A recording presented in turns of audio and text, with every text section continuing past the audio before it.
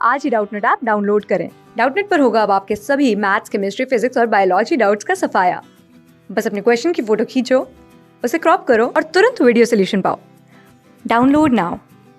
Hello everyone, हम पढ़ रहे थे भारतीय कलाओं के बारे में और यह पाठ कक्षा 11 की पुस्तक वेदांत से लिया गया है। भारतीय कलाएं। अब हम सबसे पहले जानेंगे कला क्या होती है।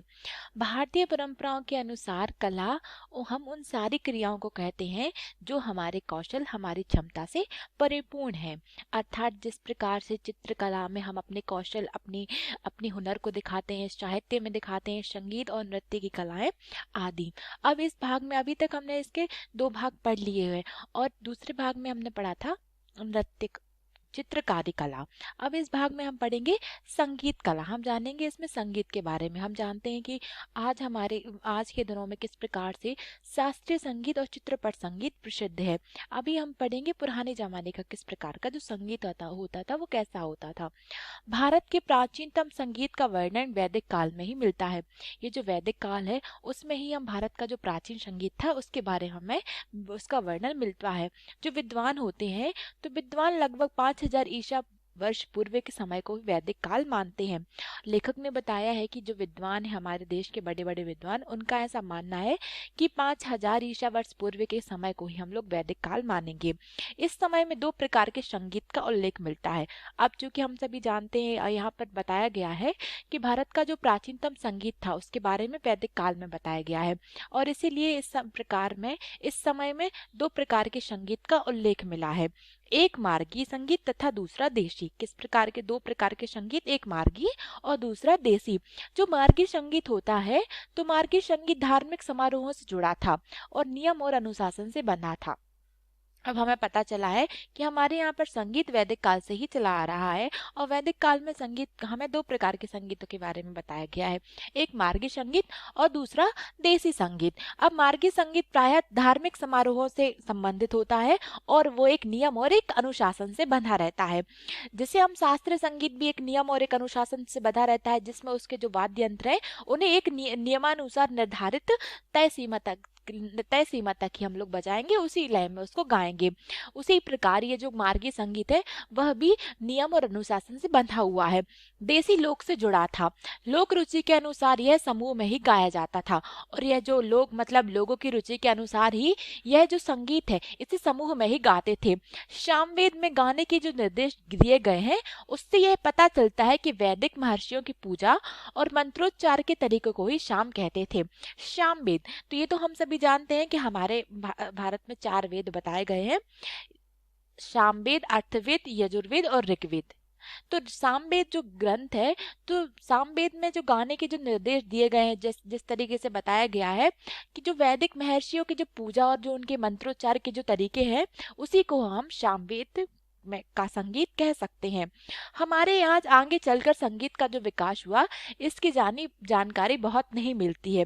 उसका एक कारण यह भी है कि हम भारतीय दस्तावेजीकरण नहीं करते।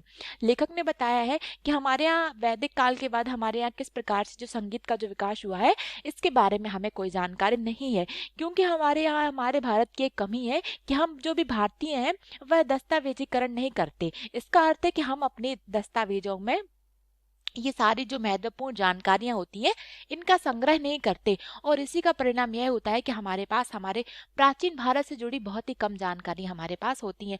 अगर हम इन सारी जानकारियों का संग्रह करते, इनके दस्तावेज बनाते तो हमारे प्राचीन भारत में क्या कैसे होता था इसकी जानकारियां आज हमें बहुत अच्छे तरीके से होती। अन्य कलाओं की तरह ही संगीत का वर्णन भी भरत मुनि के नाट्य शास्त्र में ही सबसे प्रामाणिक ढंग से मिलता है। तो हमने अपने इसके पहले भाग में पढ़ा था कि किस प्रकार से हमारे देश की कलाओं को सबसे अधिक जो भारत मुनि का जो नाट्य शास्त्र है उसमें ही बताया गया है। उसी तरह जो अन्य कलाएं हैं, मतलब चित्रकारी कला को भी उसी में बताया गया है, नृत्य कला को भी और संगीत कला को। उसी तरह जो संगीत कलाओं का जो वर्णन है वह भी भारत मुनि के नाटक शास्त्र में ही बहुत प्रामाणिक ढंग से मिलता है। यह आज के शास्त्रीय संगीत से बहुत अलग नहीं था और जो तब का जो संगीत था यह आज के जो शास्त्रीय संगीत से इससे कुछ ज्यादा अलग नहीं था, इससे मिलता जुलता ही था। क्योंकि मिलता जुलता क्यों था? क्योंकि यह भी एक नियम और अनुशासन से बंधा होता था। अगर आपने वीणा पर दक्षिण भारतीय संगीत संगीतज्ञ को सुना हो तो अंदाजा लगा सकते हैं कि आज से 1000 साल पहले का संगीत कैसा रहा होगा और यह उससे कितना करीब था। लेखक ने बताया है कि जो दक्षिण भारतीय जो संगीत होता है, जिसमें हम शास्त्रीय संगीत सुनते हैं, तो जो दक्षिण भारतीय जो संगीतज्ञ होता है वो किस प्रकार से अपनी वीणा बजाता है, तो हम इस बात से अंदाजा लगा सकते हैं कि आज से हमारे कुछ साल पहले का जो संगीत था वह कैसा रहा होगा। और यह जो संगीत है यह हमें विरासत से मिलता चला आ रहा है और आज का संगीत हमारे पुराने संगीत से कितना कितना नजदीकी है, कितना करीब है। भारतीय संगीत सुर, ताल, राग और काल से संबंधित है। तो ये तो हमने बहुत जगह सुना होगा, बहुत जगह देखा होगा कि हमारा जो संगीत होता है उसके सुर, उसके ताल और उसके राग के बारे में जो गायक होते हैं, जो संगीत विशेषज्ञ होते हैं, उन्हें इन सब के बारे में बहुत ही बारीकी से इनकी जानकारियां होती हैं। इसीलिए इसका कारण यह है कि हमारा जो भारतीय संगीत है वह सुर, ताल, राग और काल से बहुत अधिक संबंध रखता है। भिन्न भिन्न समय के अनुसार राग भी अलग अलग है। मतलब भिन्न भिन्न समय मतलब दोपहर की राग कोई और है, सुबह की राग कोई और है और रात की राग कोई और ही है। हम सभी जानते हैं कि किस प्रकार से जो हमारे भारत के जो सबसे महान संगीतकार थे वो थे तानसेन, कि जब वो संगीत गाते थे तो किस प्रकार से उनके राज में दिए जल उठे थे। तो इसी प्रकार लेखक ने बताया है कि हमारे उस वक्त के भिन्न भिन्न समय के अनुसार राग भी अलग अलग है। जैसे ब्रह्म मुहूर्त मतलब सुबह के समय में भैरव राग और मेघ राग का संबंध होता है, और उसी प्रकार दीपक और श्री राग का संबंध दोपहर से, तो कौशिक और हिंडोला रात में गाए जाते हैं। अब लेखक ने हमें यहाँ पर बहुत महत्वपूर्ण जानकारी दी है कि जो सुबह सुबह हम लोग भैरव और मेघ राग गाते हैं, दोपहर में हम लोग दीपक और श्री राग गाते हैं और रात में हम लोग कौशिक और हिंडोला गीत गाते हैं। ये सारे शास्त्रीय संगीत के ही अंतर्गत आते हैं।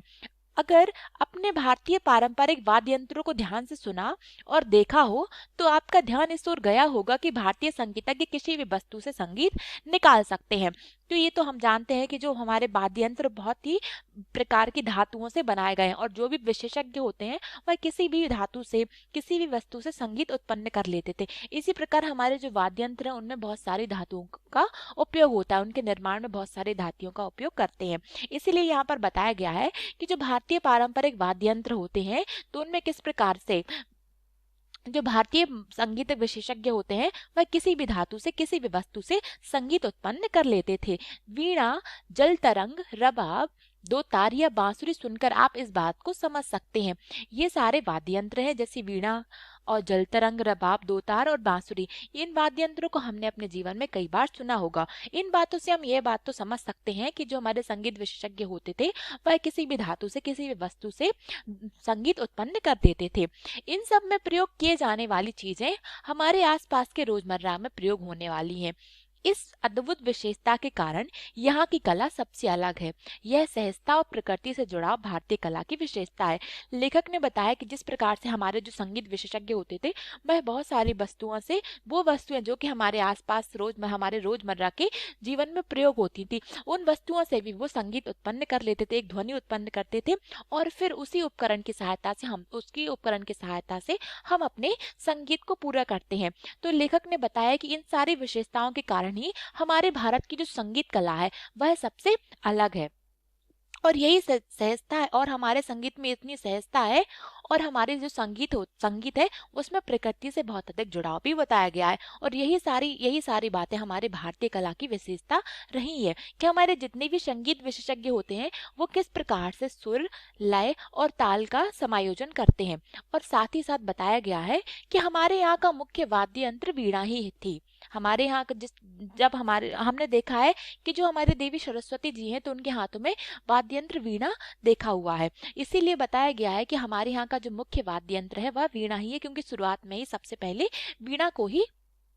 वीणा से ही संगीत और उसकी ध्वनि उत्पन्न करते थे। क्या आपने कभी सोचा है कि हमारी पुरानी फिल्मों में गायक गायिका नाक से क्यों गाते थे? लेखक ने बताया कि हम लोगों ने कभी सोचा है कि हमारी जो पुरानी फिल्मों के जो गायक गायिका होते थे वह अक्सर नाक से क्यों गाते थे? आज से 2000 साल पहले भी गायक नाक से गाना पसंद करते थे। इसका उल्लेख भारत के नाट्य शास्त्र में मिलता है। तो ये तो हम सभी जानते हैं कि जितने भी हमारी कलाओं का जो वर्णन है वह भरत मुनि के नाट्य शास्त्र में ही मिला है। और यही यही सब बातें भी हमें कि किस प्रकार से हमारे जो 2000 साल के पहले भी जो गायक गायिका होते थे वह नाक से गाना पसंद करते थे। इसका भी एक बहुत बड़ा कारण है, क्योंकि संभवतः यह मुख्य वाद्य यंत्र वीणा के स्वरों तक पहुंचने की कोशिश का प्रभाव था। मतलब नाक से गाने का मतलब यह था कि जो इसका जो वाद्य यंत्र था वीणा, तो वीणा के सुरों तक पहुंचने की कोशिश के कारण ही लोग और गायक गायिका नाक से गाना पसंद करते थे। ध्यान देने की बात यह है कि यह उत्सव और उल्लास भरा संगीत भी धीरे धीरे नियमों से बंधा।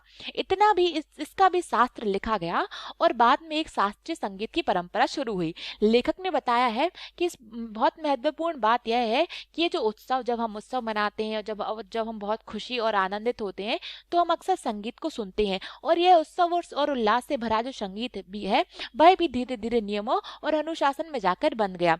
और हम जानते हैं कि किस प्रकार से जो शास्त्रीय संगीत होता है वह नियम और अनुशासन में बंधा होता है। और जो संगीत है इसका बाद में शास्त्र भी लिखा गया और बाद में चलकर एक शास्त्रीय संगीत की परंपरा भी हुई, जो हमारे भारत में बहुत ज्यादा विख्यात है। संगीत भी लोक से जुड़ा हुआ है। अब लेखक ने बताया कि जो संगीत है वह भी हमारे लोक से जुड़ा हुआ है। इसमें संस्कार गीत और ऋतु गीत भी खूब मिलते हैं।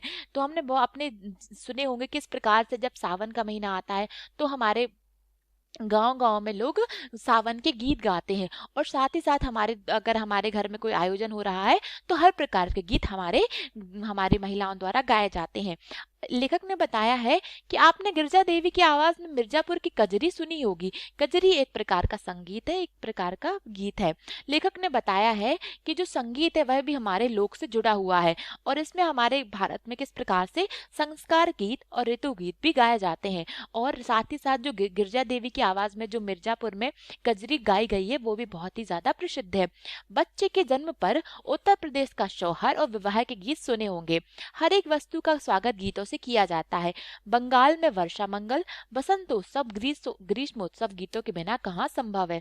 लेखक ने बताया है कि जब हमारे भारत देश में कोई भी त्योहार होता है या कोई भी शुभ कार्य हो रहा होता है वहां पर संगीत अवश्य ही गाया जाता है। और जब हमारे यहाँ किसी भी बच्चे का जन्म होता है तो हमारे उत्तर प्रदेश राज्य में किस प्रकार से वहां पर शौहर और जो विवाह के गीत सुने होंगे, विवाह में किस प्रकार से महिलाएं हर एक रस्म का उनका अलग अलग एक लोकगीत होता है।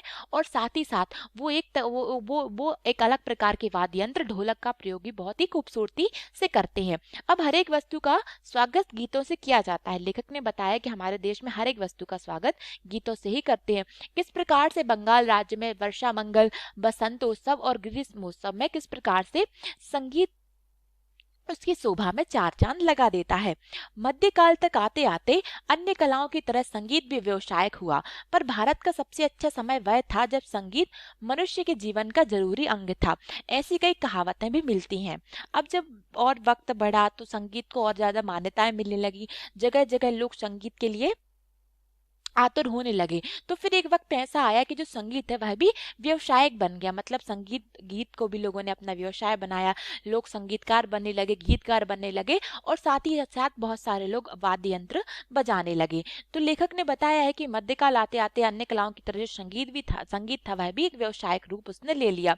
लेकिन भारत का सबसे अच्छा समय वही था जब संगीत मनुष्य के जीवन का एक जरूरी अंग था। और ऐसे हमारे देश में ऐसी बहुत सारी कहावतें मिलती हैं कि किस प्रकार से जो महाराजा थे उनके दरबार में अक्सर संगीत और गीत बजाया जाता था। और साथ ही साथ जो राजा महाराजा होते थे वो किस प्रकार से हमारे देश की कलाओं का ध्यान रखते थे और उन कलाओं का संरक्षण करते थे और साथ ही साथ उन्हें एक विस्तारित रूप भी देते थे। अब हमारे यह भाग यहीं पर समाप्त होता है और इस पार्ट का अगला भाग हम अपने अगले वीडियो में देखेंगे। धन्यवाद। क्लास 6 से 12 से लेके नीट, IIT, JEE मेंस और एडवांस के लेवल तक 10 मिलियन से ज़्यादा स्टूडेंट्स का भरोसा। आज ही डाउनलोड करें डाउटनेट ऐप या व्हाट्सएप कीजिए अपने डाउट्स 8400 400 400 पर।